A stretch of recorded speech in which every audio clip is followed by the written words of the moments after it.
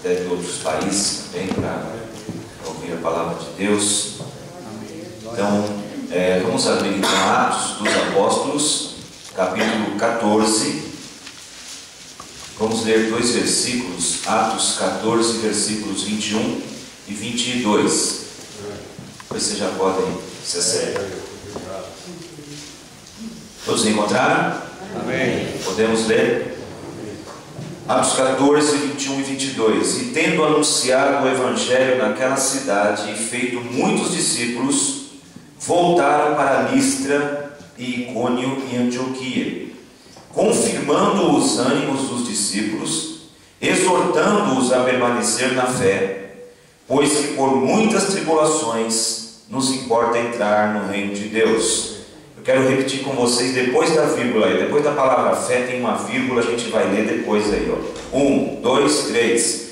Pois que por muitas tribulações nos importa entrar no reino de Deus. Amém? Amém. Pode sentar-se, irmãos.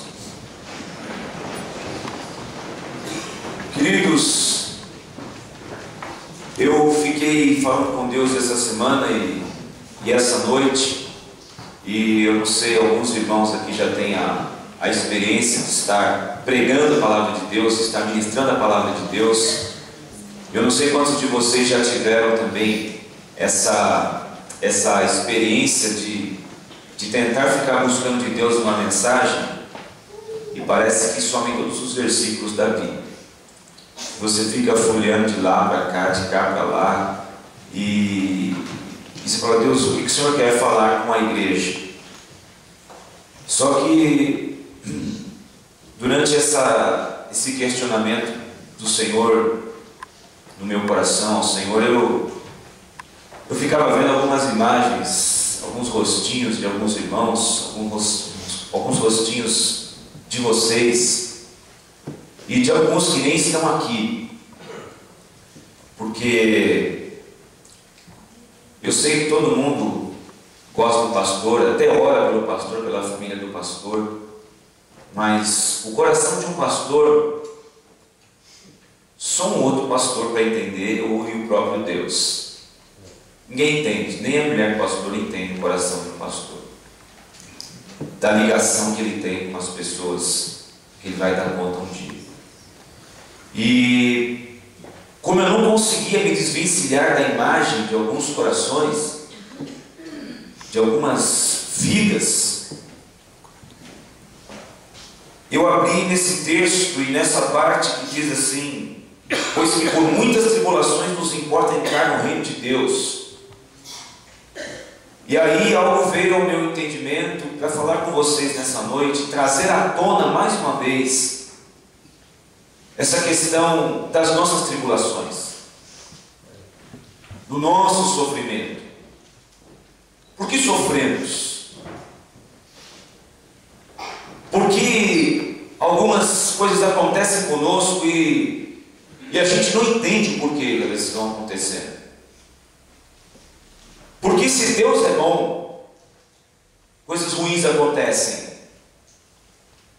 Porque se a Bíblia diz que Ele é amor e que Ele nos ama, por que a demonstração do amor de Deus para com a minha vida, ela não se reverte em coisas boas?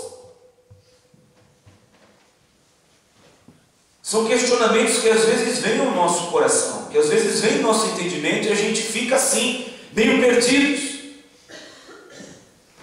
E às vezes estamos assim: poxa vida, Senhor, eu sei que eu sou falho, mas eu estou tentando levar uma vida verdadeira, uma vida séria contigo, e de repente parece que quanto mais eu tento, parece que essa coisa não se reverte em situações boas ao meu favor, ao favor da minha vida. E em determinadas situações a gente se encontra até meio perdido, não é verdade? Então, irmãos, longe de querer trazer uma resposta para tudo, isso é impossível, mas eu tenho aqui alguns aspectos interessantes para a gente refletir do porquê sofremos, por que vivemos algumas tribulações. O texto que nós lemos, versículo 21 e 22, No 22, Paulo está confirmando os ânimos dos discípulos e exortando o pessoal a permanecer na fé. E aí ele diz para o pessoal: gente, o que nos importa é que, mesmo que seja com muitas tribulações, a gente consiga entrar no reino de Deus. O que importa, mesmo que a gente sofra e sofra muito, o que interessa é que entremos no reino de Deus. É o que ele está dizendo. Então, como ele estava confirmando o ânimo do pessoal, ele estava dizendo assim: não desanima. Eu sei que vocês estão vivendo dificuldade, eu sei que vocês estão com problemas, eu sei que vocês estão, numa dificuldade muito grande, mas não desanima. E quando essa palavra exortando está aqui no versículo 21, ele está dizendo: vamos conseguir, vocês vão chegar lá.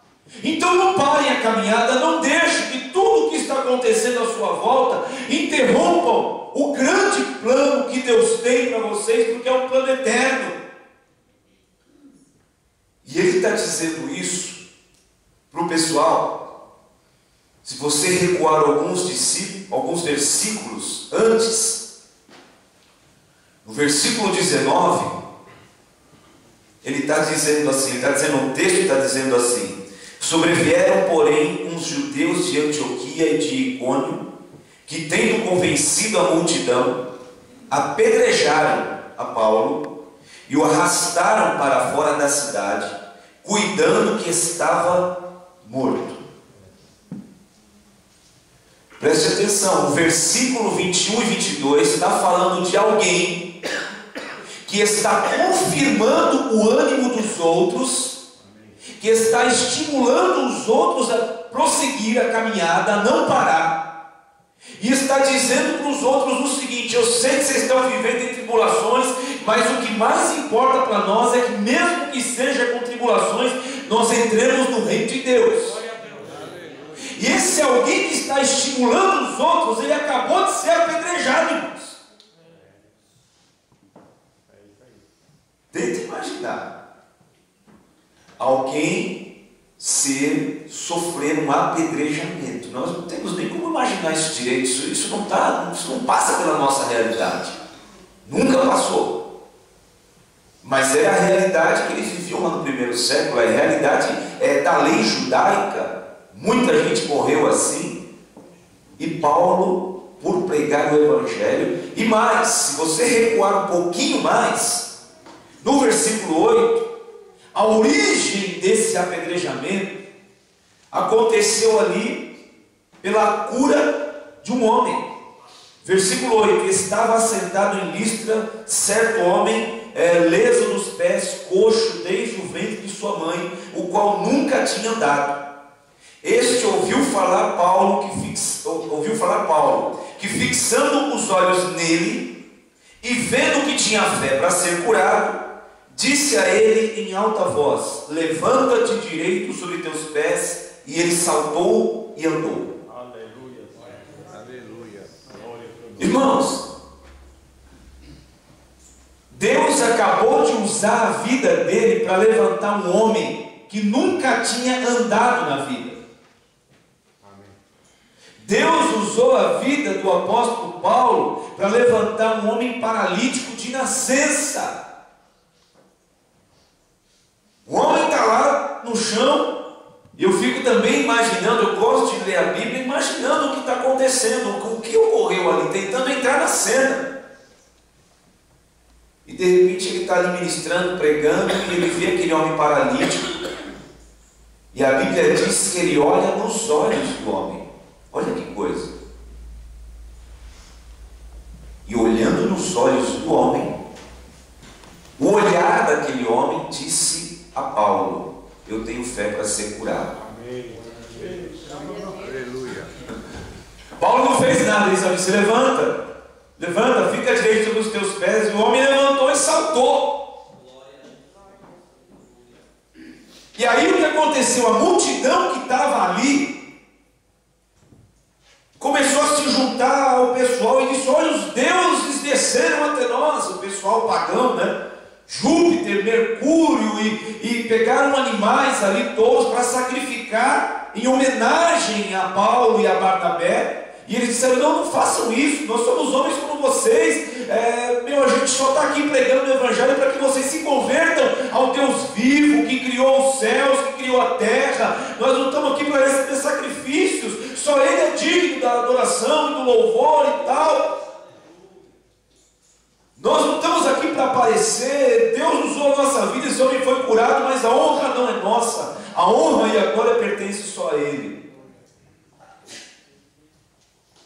E aí juntou-se alguns judeus, e eu fiquei olhando para isso e falei: meu Deus do céu, eles estavam ao ponto de receberem sacrifícios, do pessoal matar animais em homenagem a eles. E aí vem um bando de judeus e começa a fermentar e trabalhar nos ouvidos das pessoas que estavam ali. E de uma hora para outra, de gente que estava sendo ovacionada, de gente que estava sendo adorada, eles passaram a ser gente odiada. Tanto é que de um momento para o outro, o pessoal estava com pedra na mão para jogar neles. Isso de fato acontece. E o capítulo 14, versículo 19 diz que Paulo é apedrejado e dado como morto. E ele ali no chão, a multidão começa a dispersar. Alguns dos discípulos cercam Paulo e de repente ele deitado no chão, abre o olho, abre o outro olho, vê quem está ao redor, se levanta e sai com os discípulos, todo machucado, mas dizendo para o pessoal: não para, continua, erga a tua cabeça, levanta a sua cabeça, nós vamos prosseguir, nós vamos continuar, nada vai nos parar, porque o que nos importa é que mesmo em muitas tribulações que entremos no reino de Deus.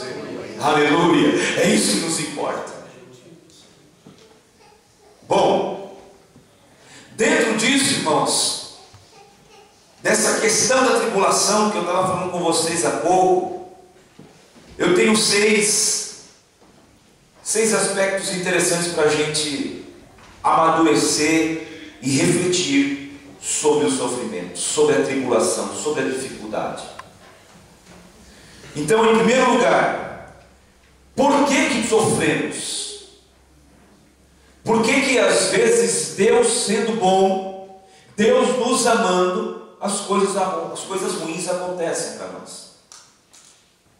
Porque nós teríamos uma resposta rápida para responder sobre o sofrimento, sobre aquele que zomba de Deus, sobre aquele que não leva a Deus a sério, sobre aquele que vive mergulhado no erro e no pecado. Então a gente tem uma resposta rápida para responder ao sofrimento de uma pessoa assim. E qual é a resposta? Bom, olha o que está vivendo, não quer nada com Deus, não quer andar na presença de Deus, só vive errando, só vive no pecado. Aí, está vivendo isso aí por causa disso. Agora, e quando as pessoas estão como o apóstolo Paulo, ele acabou de curar um homem, e ele é apedrejado. Aí às vezes nós não entendemos. Principalmente, eu deixei de querer entender, porque eu ia ficar louco. Em primeiro lugar, irmãos, por que sofremos? Porque todos nós estamos expostos a uma lei, ou algumas leis, né? E uma delas é a lei da casualidade. Diga comigo, lei da casualidade. Lei da casualidade. Todos nós estamos expostos a essa lei. Então, por exemplo, em Lucas capítulo 13, lá no início desse capítulo, nós temos ali 18 homens que foram soterrados por uma torre que caiu e matou 12, torre de Siloé. 18, aliás. Os judeus judeus, quando viram aquela cena, a leitura que eles fizeram da morte daqueles 18 era a seguinte: eles cometeram alguma coisa de errado, por isso a torre caiu em cima deles. Eles estavam com algo escondido na vida, eles estavam cometendo algum tipo de coisa errada, por isso é que aconteceu essa desgraça, a torre caiu em cima deles, foi um castigo. E Jesus, vendo o juízo que eles estavam fazendo, o tipo de leitura que eles faziam daquela tragédia, Jesus falou: não é isso não. E digo mais: se vocês não se arrependerem, de igual modo vocês vão perecer. Ou seja, a torre caiu em cima deles não foi porque eles tinham mais pecado ou menos pecado, ou errado mais, errado menos. É porque existe uma lei chamada de casualidade, em que os acidentes podem acontecer com qualquer um. Amém, irmãos? Então, todos nós estamos expostos a essa lei, chamada de lei da casualidade. Então, às vezes, nós não entendemos porque algo ruim pode acontecer, mas nós estamos expostos, nós estamos num mundo onde o que sucede ao justo pode acontecer também com o injusto e vice-versa. Se o sol e a chuva vão estar sobre os justos e sobre os injustos, isso significa, Jesus está dizendo para nós, que as coisas ruins podem acontecer por conta dessa lei, a casualidade. Amém, meus irmãos? Então, todos nós podemos sofrer algum tipo de acidente na nossa vida, na nossa carreira, e isso pode nos prejudicar um bocado. E não adianta ficarmos procurando o culpado. Mas por quê? O que eu fiz de errado, Senhor, para estar vivendo isso, para estar acontecendo isso na minha vida? Não, irmãos. Eu vou repetir por várias vezes o texto que Paulo exortou os irmãos. Irmãos, continuem firmes, porque nos importa que por muitas tribulações nós entremos no reino de Deus. Amém. Amém? Então todos nós estamos expostos a isso, a essa lei. Isso pode acontecer com a gente. Segundo, por que o sofrimento vem sobre a nossa vida? Por que isso a gente não entende muitas vezes? Porque nós temos que administrar, irmãos, sequelas dos erros, escolhas e decisões que aconteceram no nosso passado. Amém? Nós temos que administrar sequelas dos erros, escolhas e decisões que aconteceram no nosso passado. E algumas dessas sequelas, às vezes, elas vêm até do tempo que não éramos nem crentes. Algumas dessas sequelas começaram na nossa juventude ou adolescência. Amém? Só que elas vão nos seguindo até hoje. Deixa eu citar um exemplo. Um desrespeito aos limites do corpo. Sabe o que é desrespeitar o limite do corpo? É uma pessoa que de repente carregou peso a vida inteira. Tudo bem, era necessário, tinha que trabalhar, tinha que fazer, mas carregou peso a vida inteira. Era saco nas costas, era bloco de cimento, e carregando, 5 anos, 10 anos, 20 anos. Meu, chegou uma hora que vai ter que administrar a sequela. Desrespeitou os limites do corpo. É aquele outro também que de repente fumou ou bebeu, que nem um gambá velho, a vida inteira. Mesmo aceitando Jesus, as sequelas podem seguir essa pessoa. O enfisema pulmonar pode estar ali. A cirrose pode estar ali. Então por que sofremos? Porque às vezes estamos ainda tendo que administrar sequelas de erros, e decisões que foram tomadas lá no nosso passado e que as sequelas elas vão nos perseguindo até hoje. Amém, irmãos? É aquela pessoa que teve aquela vida errada, aquela vida promíscua, a vida toda, e de repente se converte ao Evangelho, mas o HIV ou outra doença sexualmente transmissível ainda está na vida da pessoa. Ela está carregando e tendo que sofrer com sequelas de decisões erradas na vida. E o fato de entrarmos no Evangelho não apaga as sequelas, apaga os pecados, as sequelas não. Amém, meus irmãos? Então, às vezes, nós não entendemos, estamos no Evangelho, mas estamos sofrendo e tal. É aquela pessoa também que na adolescência engravidou e foi um negócio precoce, acabou indo tendo que morar aqui, morar ali. E isso foi causando alguns traumas, algumas dificuldades, alguns conflitos em família, alguns conflitos dentro de casa. E a gente está tendo que administrar isso por muitos anos, por conta dos erros lá do passado. Os pecados Deus vai apagar e lançar no mar do esquecimento, mas as sequelas nós temos que administrar. Amém, irmãos? Está dando para entender isso? Então, a verdade do texto de Gálatas capítulo 6, versículo 7, ela vai funcionar, irmãos, para quem crê, para quem não crê, para quem lê a Bíblia, para quem não lê a Bíblia. Amados, não erreis. Deus não se deixa escarnecer. Tudo que o homem semear, certamente ceifará.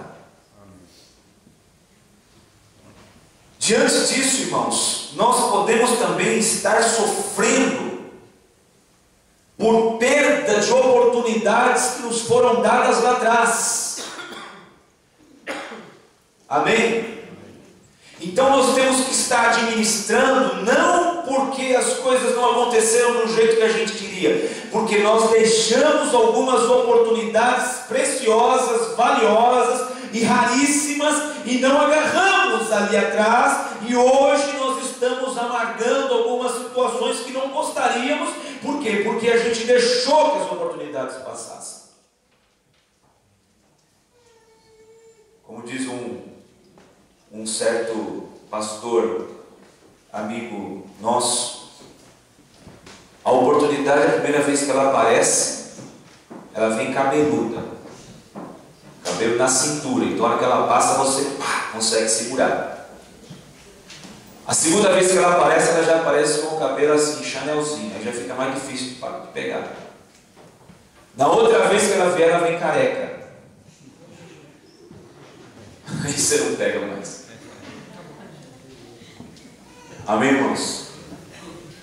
Deixa eu dizer para você uma coisa. Eu já entendi isso, irmãos. Eu poderia estar vivendo uma vida bem diferente se a oportunidade que eu tive de estudar, fazer uma faculdade, me formar para ser alguém na vida, eu tivesse falado, eu quero. Mas eu não quis. Eu preferi jogar bola e namorar.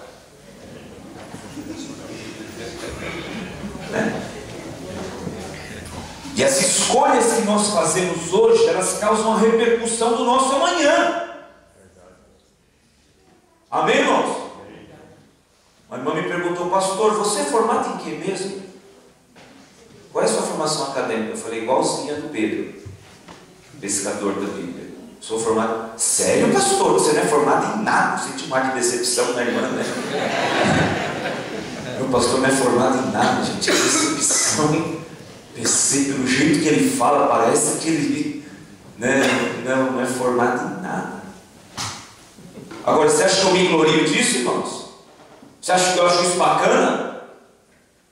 Você acha que eu vou estimular os outros a isso? De forma alguma. Se eu tivesse condições de voltar lá, aos meus 14, aos meus 15, aos meus 16, certamente, se hoje, com a consciência que eu tenho, eu pudesse voltar lá, eu faria tudo diferente. E algumas oportunidades eu teria aproveitado, algumas besteiras eu não teria feito. Só que eu não posso mais voltar lá. Então, irmãos, para que a gente entenda isso, hoje é o tempo que Deus nos deu para escolher e tomar as decisões de forma acertada. Esse momento de Santa Ceia e esse momento que você vive no Evangelho, você irmã, você irmão, você jovem, você que tem uma vida pela frente, você tem tudo para acertar e não se lamentar com sequelas dos erros do passado lá na frente. Amém, irmãos? Eu fiquei com uma frase que eu até achei que isso seria uma temática para pregar, mas acabou não sendo. Isso talvez venha mais adiante. Conhecimento precoce, comprometimento tardio.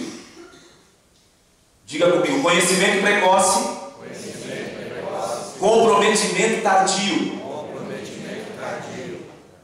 Sabe o que acontece com muitos de nós? O conhecimento ele é precoce. Tem gente que está desde pequenininho aqui dentro, desde pequenininho ouvindo a palavra, desde pequenininho aqui. Outros estão há 5, estão há 10, estão há 15, estão uma vida já no Evangelho. E logo que a gente entra, irmãos, Deus já começa a nos esclarecer a respeito dos seus planos, das suas promessas, das suas verdades, do que se deve andar, de onde se deve andar, o que se deve fazer. E o conhecimento vem precoce. E o que acontece conosco? O comprometimento com tudo isso é tardio. E aí a gente vai amargar sofrimento. Amém, irmãos? Amém. Diga de novo: comprometimento tardio. Comprometimento tardio. Conhecimento precoce. Então, por que sofremos? Porque demoramos, irmãos. Essa questão de perda de oportunidades, essa questão de administrar sequelas dos erros, elas geram sofrimento futuro e a gente fica: mas Deus é bom, por que estou vivendo isso? Por que não dá certo? Por que não funciona? Porque às vezes as oportunidades vêm, às vezes o conhecimento vem precoce, mas o comprometimento é tardio. Aos 13 anos de idade eu resolvi que eu não ia mais na igreja. Minha mãe se converteu aos 9, eu vi milagres acontecerem na garagem da minha casa. Eu vi gente ser curada, vomitar câncer assim na garagem da minha casa. Eu vi gente entrar ali possessa de demônios e se arrastar que nem cobra. Eu ali me encolhendo e a pessoa se arrastando e urrando no chão da garagem da minha casa nos cultos que eram feitos lá.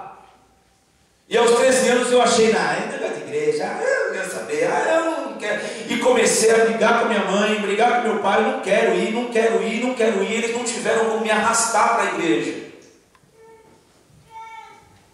Então, irmãos, mais uma vez, se eu pudesse voltar lá atrás, eu faria muita coisa diferente.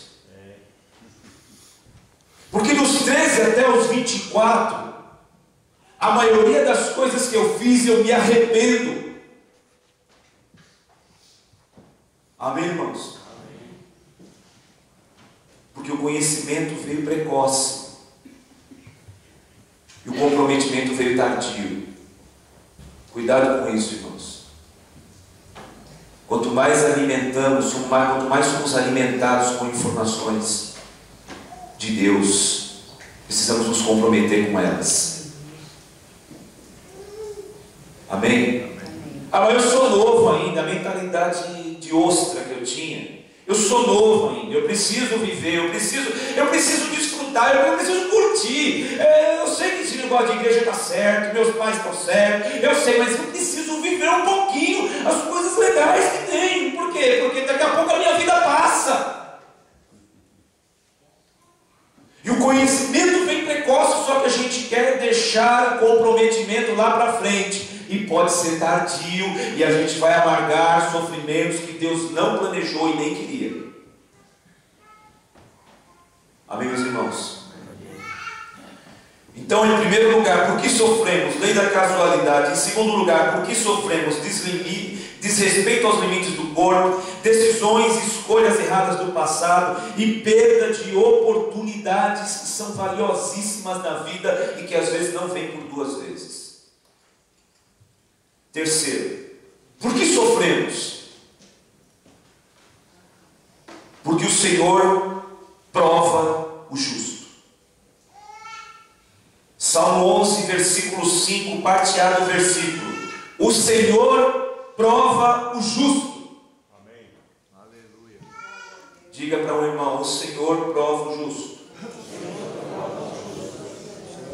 Agora diga para ele: é você.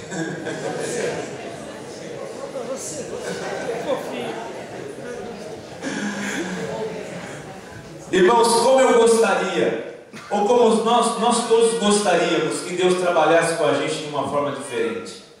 É ou não é? Precisa ser com dor, precisa ser com perdas, precisa ser com enfermidade, precisa ser com dificuldades financeiras, com privações, precisa ser com aflições. Eu acho que não precisa. Mas a Bíblia diz que Deus prova o justo. Amém? Então pode ser que estejamos sofrendo, e não é lei de casualidade. Pode ser que estejamos sofrendo e não se trata de escolhas, de erros, decisões do passado, colhendo situações que eu mesmo plantei lá atrás. Pode ser que não seja nada disso. Pode ser que eu esteja sofrendo porque Deus está me provando. Amém? E a forma divina de provar passa pelo caminho do sofrimento, das perdas, dos prejuízos, das decepções, da falta de dinheiro, das privações, da doença e tudo mais. É a forma que Deus utiliza para provar os seus filhos. Mas o que nos importa é que por muitas tribulações entremos no reino de Deus. Aleluia. Amém, meus irmãos? Amém. Se você está vivendo um tempo dizendo assim: não, Senhor, realmente isso não é um acaso, realmente isso não é sequela dos meus erros, eu sinto que eu estou sendo provado por Deus. O apóstolo Pedro, no capítulo 1, versículo 7 a 9, na sua carta, ele escreve assim, na primeira carta de Pedro 1, 7 a 9, para que a prova da vossa fé, muito mais preciosa do que o ouro que perece e é provado pelo fogo, se ache em louvor e honra e glória na revelação de Jesus Cristo, ao qual não o havendo visto amais, no qual não o vendo agora, mas crendo vos alegrais, com gozo inefável e glorioso, alcançando o fim da vossa fé, a salvação das vossas almas. Deus nos prova, irmãos. E a excelência de um verdadeiro caráter cristão, ela se revela quando Deus nos prova. Nós mostramos quem somos no reino espiritual quando Deus nos prova. Amém? Amém. Nós mostramos se aquele céu de glória é realmente para nós, que o sacrifício da cruz realmente foi válido para nós, quando Deus nos prova. E Pedro diz que a prova da nossa fé, ela é mais preciosa do que o ouro que perece. Ele faz um comparativo, a nossa fé com esse metal precioso. E o ouro, ele é refinado, o ouro é purificado pelo fogo. Quanto mais se aquece o ouro, mais as suas escórias, mais aquilo que é impuro vai saindo do ouro e ele vai se mostrando mais precioso, irmãos. A Bíblia diz que a prova da vossa fé, que é mais preciosa do que o ouro, aleluia, ele vai nos provar, ele vai aquecer 7 vezes, mas essa purificação vai ser para limpar a nossa vida e nos dar uma fé genuína, que nos faça entender que por muitas tribulações, o que nos importa é que vamos entrar no reino de Deus.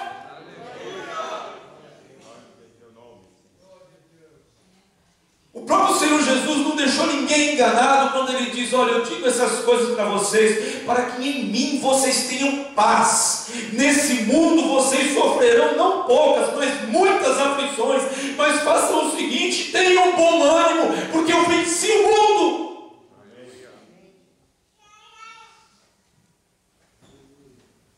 Jó no capítulo 23, versículo 10, ele diz assim: porém o Senhor sabe o meu caminho, provando-me ele, sairei como ouro. Aleluia, aleluia, em nome de Jesus. Você está vivendo um tempo de intenso sofrimento, a coisa está aguda, a coisa está difícil, a coisa parece que não vai, dá uma vontade de desistir, dá uma vontade de jogar toalha, dá uma vontade de voltar atrás, dá uma vontade de largar tudo. Calma, Deus pode estar te provando para que você seja purificado, como se purifica no processo do ouro, aleluia, e essa fé vai se mostrar cristalina, pura, num Deus que é vivo, aleluia.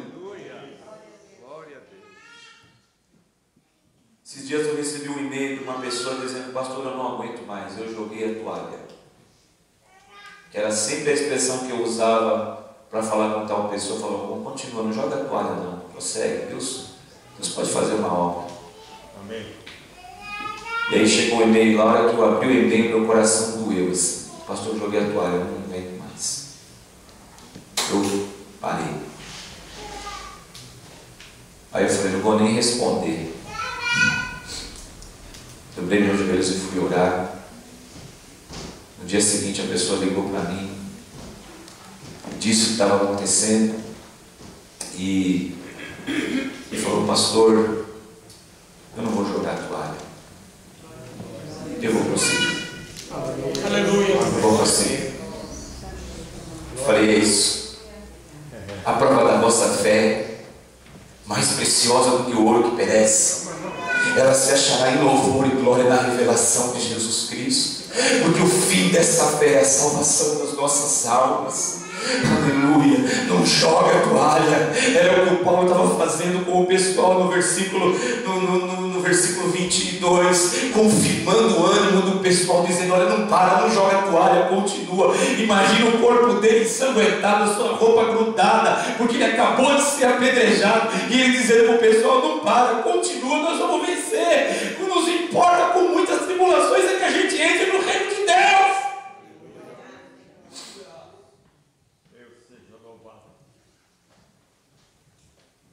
Quarto, porque sofremos?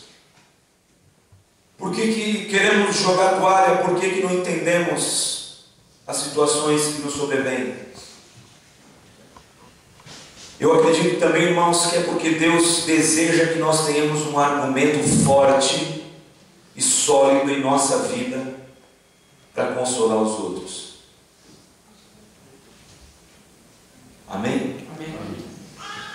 Eu acredito também, irmãos, que alguns vales que nós podemos viver ou estejamos vivendo, ele vai funcionar exatamente para isso, para que a gente tenha uma bagagem sólida para poder consolar o outro.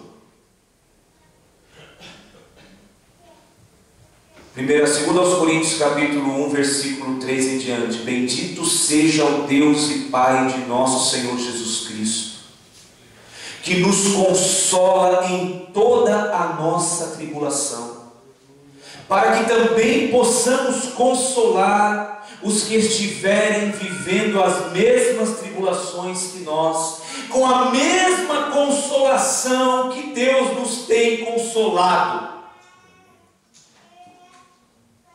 Bendito seja o Deus e Pai de nosso Senhor Jesus Cristo, que nos consola em todas as tribulações, para que possamos consolar os que estão vivendo as mesmas tribulações, com a mesma consolação, e somos consolados por Deus. Sabe o que significa isso, irmãos? Trocando em miúdos, o que você viveu, o que você vive, o que você está passando, que está te fazendo chorar, isso vai ser uma matéria-prima, isso vai ser uma ferramenta, um material, para daqui a algum tempo, daqui a semanas, daqui a meses, daqui a anos, você está com alguém do lado, assim, abraçado, dizendo: eu sei o que você está vivendo, eu sei o que você está passando, eu vivi isso, e eu consegui prevalecer. Prossegue que você vai prevalecer também. É para ter um argumento sólido, irmãos. Ninguém pode falar do que não viveu.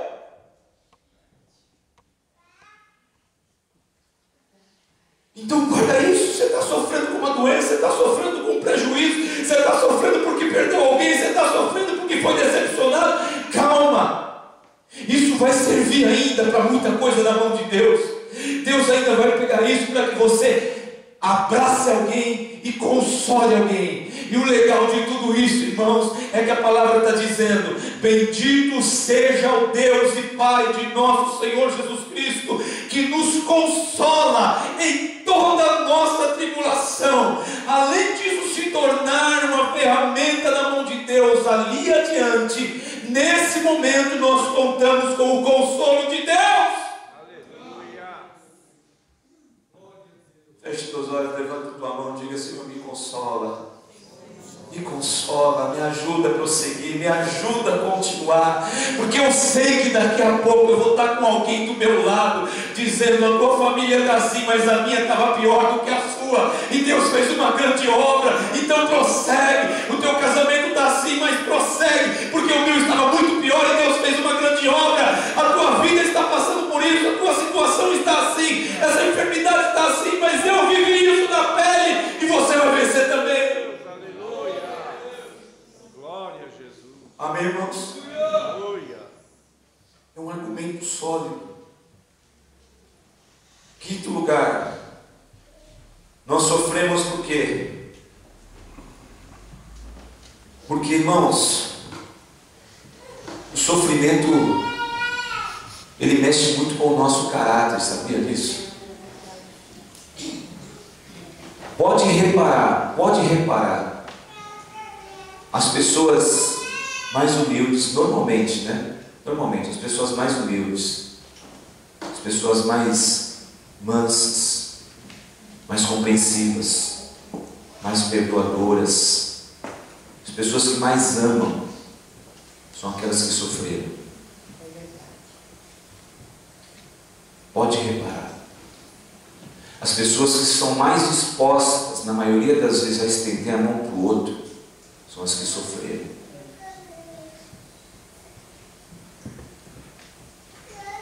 Então nós sofremos, irmãos, para Deus melhorar a nossa estrutura, para nos dar uma estrutura que nós ainda não temos. Amém? Às vezes nós achamos que somos tão crentes, tão fiéis a Deus, e nós não somos essas coisas todas. E aí Deus permite que o sofrimento venha para moldar melhor o nosso caráter, para nos dar uma estrutura que a gente ainda não tem, para melhorarmos como pessoas, sabe? Quanto crente ruim, quanto crente sem misericórdia, quanto crente que não perdoa, quanto crente que não consegue amar, quanto crente que não consegue olhar na cara do outro, quanto crente que não consegue viver bem em casa, quanto crente que não consegue estender a mão para o lado para quem está precisando de ajuda.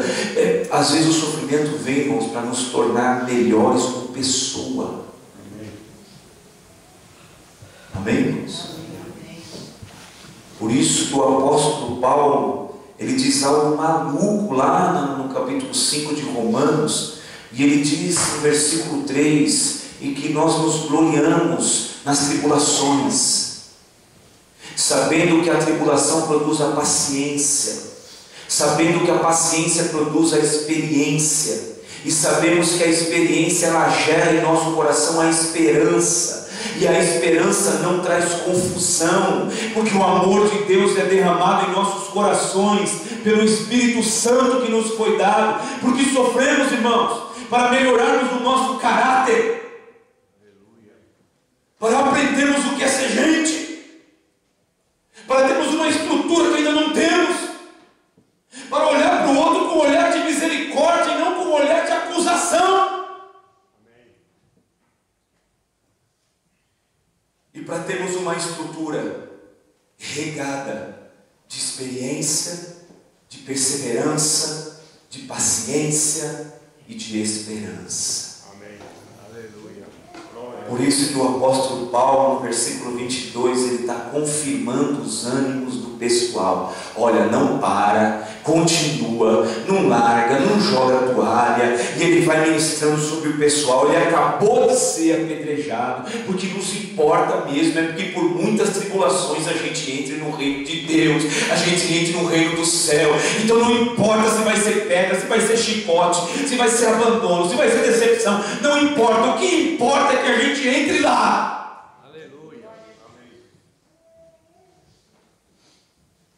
Quinto e sexto,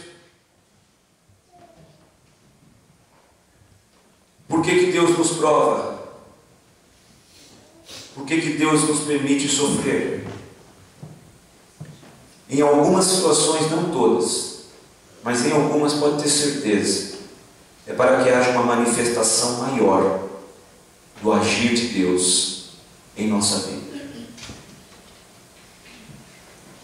Algumas situações elas vão nos assolar por algum tempo, mas pode ter certeza que essas daí, algumas delas, são exclusivamente para uma manifestação maior do agir de Deus em nossa vida. Lembra do Evangelho de João no capítulo 9? Os discípulos viram lá um homem cego de nascença e já foram logo com aquela história dos judeus, né? Senhor, por que ele está cego e já nasceu cego? Qual foi o pecado dele? Ou foi os pais dele que pecaram? Alguma coisa aconteceu. Se ele já nasceu cego, não podia ter pecado. Então foi os pais. Alguém fez alguma coisa para esse homem nascer cego. Jesus disse: nem ele nem os pais dele. Ele está assim para que se manifestem nele as obras de Deus. Amém? Pode ser que você esteja assim para que Deus se manifeste de uma forma muito grandiosa, muito poderosa, sobrenatural, e a glória de Deus seja vista através disso. Então, às vezes sofremos e o motivo maior é esse: Deus quer manifestar da sua glória de uma forma como nunca. Deus quer mostrar aos nossos parentes, Deus quer mostrar aos ímpios, Deus quer mostrar à igreja que Ele ainda realiza coisas sobrenaturais no meio de nós. E para realizar coisas sobrenaturais no meio de nós, possivelmente algum sofrimento, alguma coisa difícil ou alguma causa impossível vai ter que vir à nossa vida para que Ele se manifeste e nos mostre que para Ele não há impossibilidade, que para Ele não há impossível, que tudo Ele pode fazer. Aleluia! Amém, meus irmãos? Eu vou dizer mais: depois do Corinthians campeão da Libertadores, não existe impossível. Também, meu pai. Agora, irmão, dá para crer em tudo. Agora dá para crer em tudo, irmãos. Vou descontrair com vocês, eu não perco essa live. Então, irmãos, por que sofremos? Pode ser pela lei da casualidade. Aconteceu, o carro bateu, um erro médico. Pode ser. Por que sofremos? Por causa das sequelas dos erros do passado, escolhas, perda de oportunidades. Deus apaga todos os nossos pecados, mas as sequelas elas nos seguem. Por que sofremos? Porque o Senhor prova justo, e a forma que Ele escolhe para provar é o sofrimento. Por que sofremos? Porque Deus deseja que tenhamos um argumento forte e sólido sobre a nossa vida para consolar os outros. Aleluia. Só que enquanto sofremos, Ele nos consola.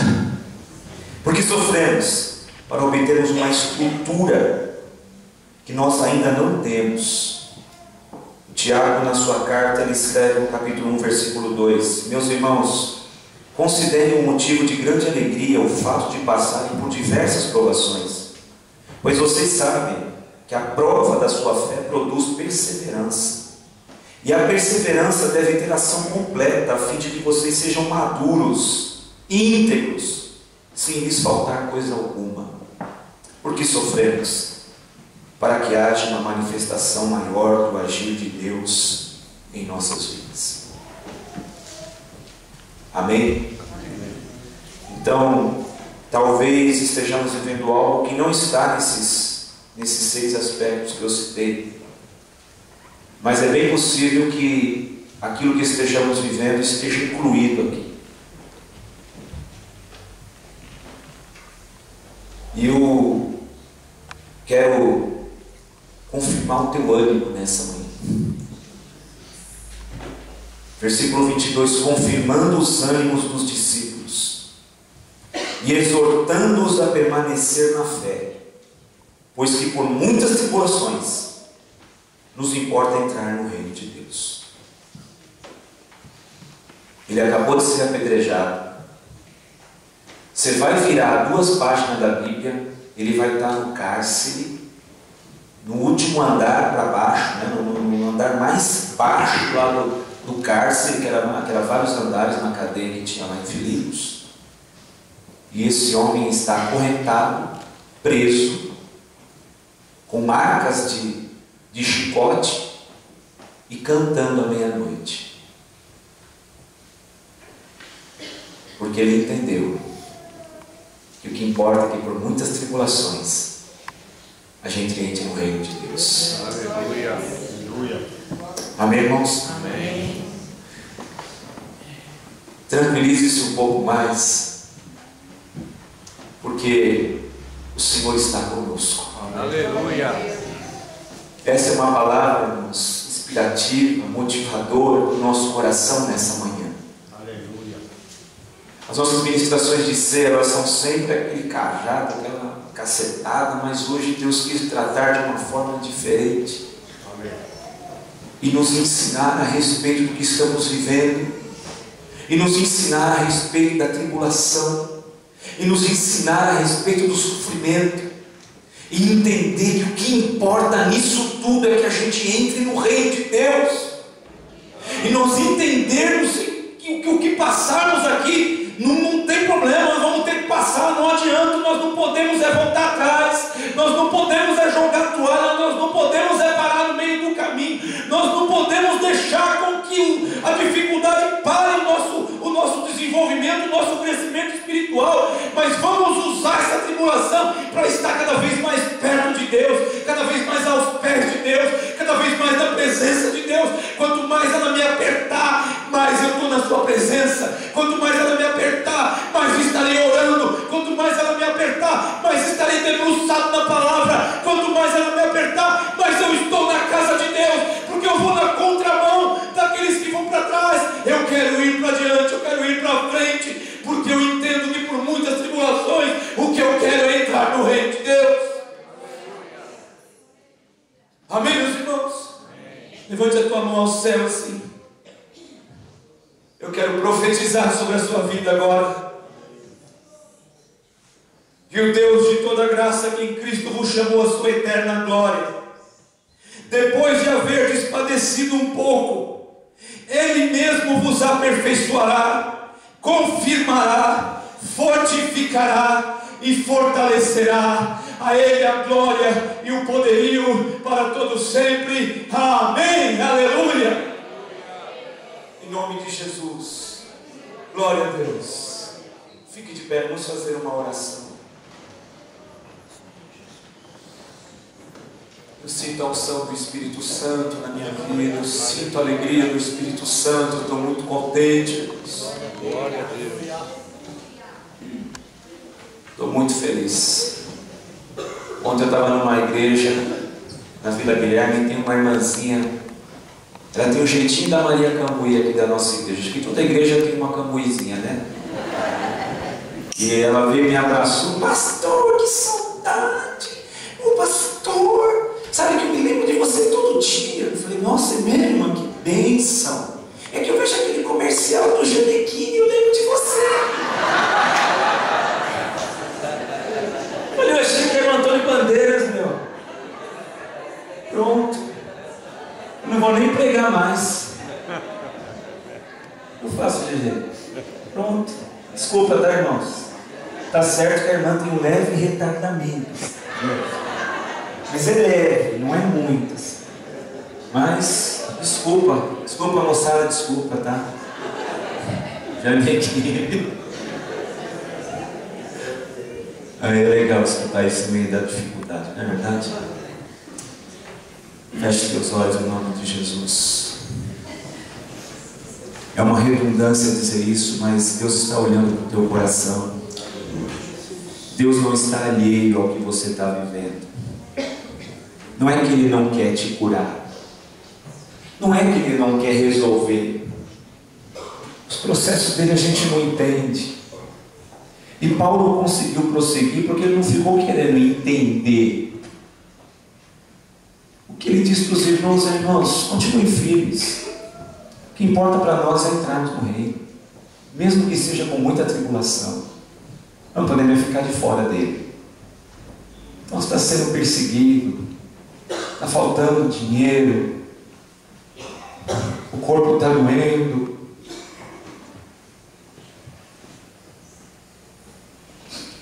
tua família, você tem orado tanto, teu lar.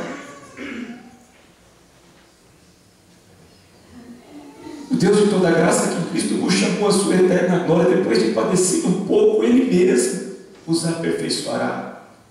Ele mesmo vos confirmará. Amém. Ele mesmo vos fortificará. Amém. E Ele mesmo vos fortalecerá. Aleluia. Ele mesmo. Glória. Ele mesmo.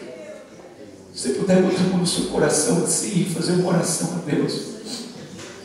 Senhor Jesus, toma a tua igreja, Senhor, o teu povo, os teus filhos, as tuas filhas, Senhor. Meu Deus, Tu sabes o porquê dessa mensagem nesta Santa Ceia. Tu sabes o porquê desta palavra nesta Santa Ceia. Tu sabes, Senhor, o que Tu queres falar à Tua igreja, a alguns corações que estão aqui. Eu sei que o Senhor foi muito específico. Eu sei, Deus, que o Senhor falou, que o Senhor trouxe alento, que o Senhor trouxe consolo a alguns corações que estão vivendo, alguns deles, Senhor, que não saíram da minha mente a noite inteira, Jesus. E que eu gostaria muito de ver resolvida a situação, Senhor, mas eu não posso resolver nada. Mas é o Senhor quem pode fazer. Mas enquanto o Senhor não faz, Senhor, em nome de Jesus, consola. Em nome de Jesus, trabalha. Em nome de Jesus, dá estrutura. Em nome de Jesus, Senhor, confirma os ânimos dos irmãos, das irmãs. E nos mostra que o que importa, Senhor, é que mesmo que por muitas tribulações nós entremos no reino de Deus, que tudo isso vai passar um dia de uma forma ou de outra. Pai, no nome de Jesus. Obrigado, Jesus, pelo Teu povo, pela Tua igreja. Eu gostaria, irmãos, antes de encerrarmos, que você fizesse algo especial agora, nesse momento. Você pegasse um irmão, uma pessoa e uma família e numa oração você confirmasse os ânimos dessa pessoa, como Paulo fez com os seus amigos, com os seus discípulos, ele mesmo sendo apedrejado. Então talvez você que está vivendo algo, um sofrimento muito difícil, agudo, seja a pessoa ideal para confirmar o ânimo do outro. Amém? Então faça isso agora. Se quiser sair do seu lugar, saia, confirme o ânimo do outro, em nome de Jesus. Faça isso, não fique sozinho. Não fique sozinho. Tem um casal aqui, por favor, André, deixa esse casal aí na sua frente, aí que estão nos visitando aqui hoje. Irmãos, eu acho que vocês entenderam, faça isso em nome de Jesus. Eu acho que vocês entenderam, né? Ministre sobre a vida dele, confirme os ânimos dele. Nós somos uma igreja, nós somos um corpo, irmãos. Irmãos, não podemos admitir que os irmãos fiquem parados no meio do caminho, por causa da dificuldade que eles não conseguem administrar mais.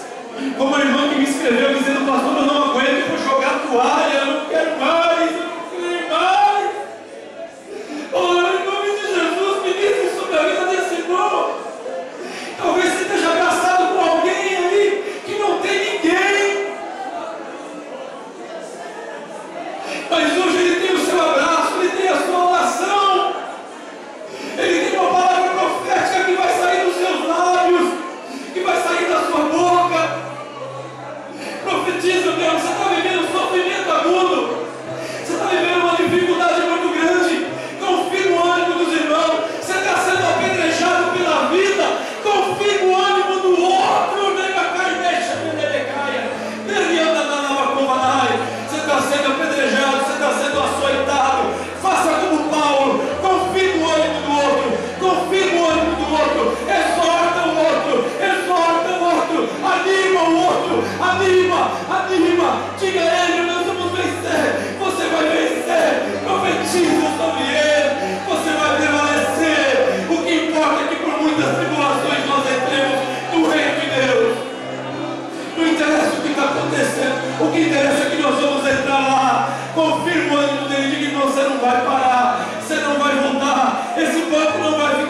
porque esse lugar é teu.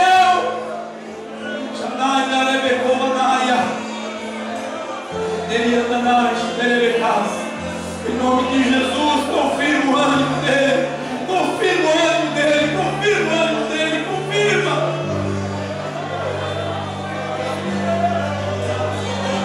Continua esperando no Senhor. Continua esperando no Senhor. Mas pastor, faz tempo, fazem anos, pastor, isso não muda. Continua esperando no Senhor. Não joga a toalha. Não volta para trás, não recua. Há uma coroa de glória nos esperando. Há uma coroa de glória te esperando. Deixa Deus cuidar dos teus filhos. Não perca a tua saúde por causa dos teus filhos. Deixa Deus cuidar deles. Aquieta o teu coração, porque quem deu esses filhos para você foi Ele. Eles são herança do Senhor. Não somos nós que vamos dar esse cuidado, é Deus. Você está perdendo a tua paz, a tua saúde por causa deles. Continua crendo e confiando que quem cuida é o Senhor. Aleluia. Aleluia. Em nome de Jesus, em nome de Jesus, em nome de Jesus. Em nome de Jesus, em nome de Jesus, em nome de Jesus. Confirmando os ânimos dos discípulos, exortando a permanecerem na fé, pois que por muitas tribulações nos importa é entrar no reino de Deus. Oh, aleluia, aleluia, em nome de Jesus, em nome de Jesus,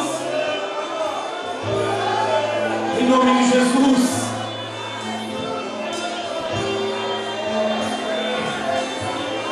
Amém, igreja. Podemos adorar.